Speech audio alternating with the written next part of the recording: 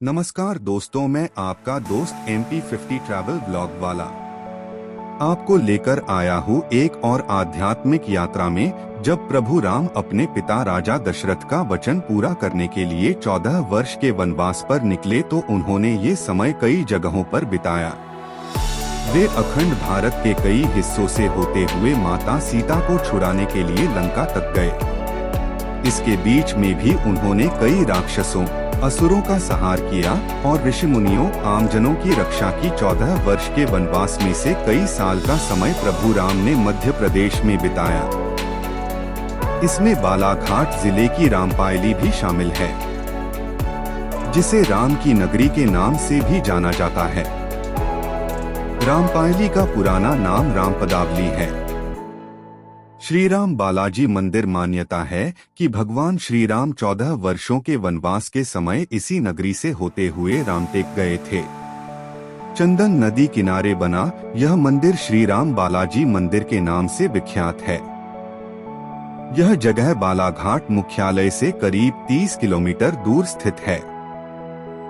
रामपायली में भगवान राम का 1625 ईस्वी पुराना प्रसिद्ध मंदिर है।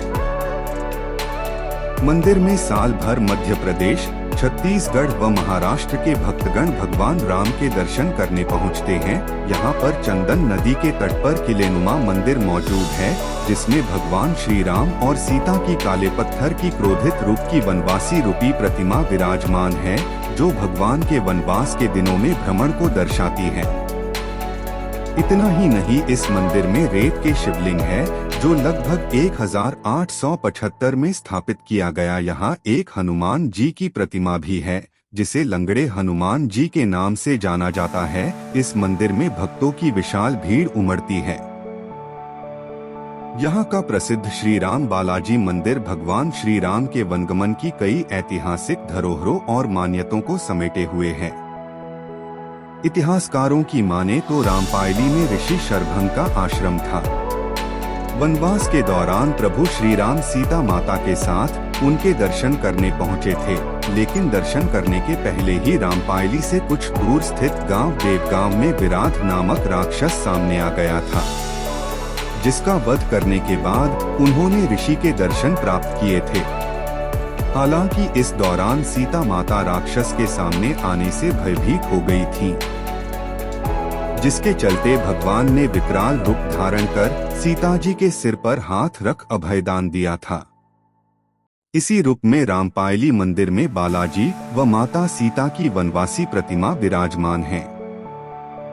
राम मंदिर के पुजारी गौरीशंकर दास वैष्णव के अनुसार कई साल पहले एक व्यक्ति को स्वप्न आया था, जिसमें नदी के अंदर हजारों वर्ष पुरानी प्राचीन प्रभु राम और माता सीता मूर्ति होने की सूचना मिली थी।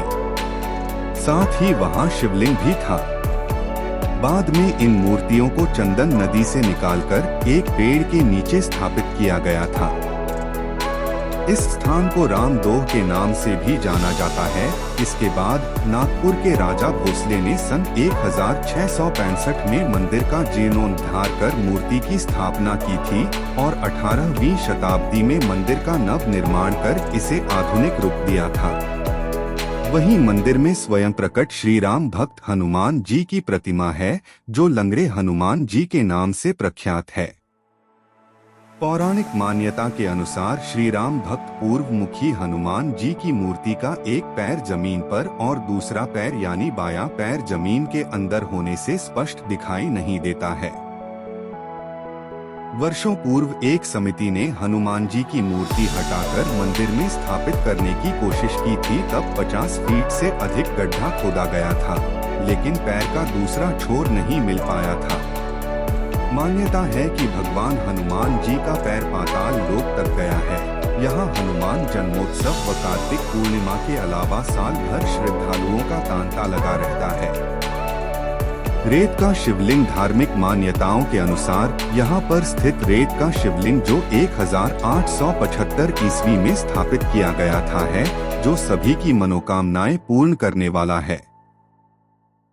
चंदन नदी किनारे मंदिर होने से रोजाना सूरज की पहली किरण रेत के शिवलिंग को स्पर्श करते हुए भगवान राम के चरणों में गिरती है। प्रभु राम को यहाँ काले बालाजी के नाम से पुकारा जाता है।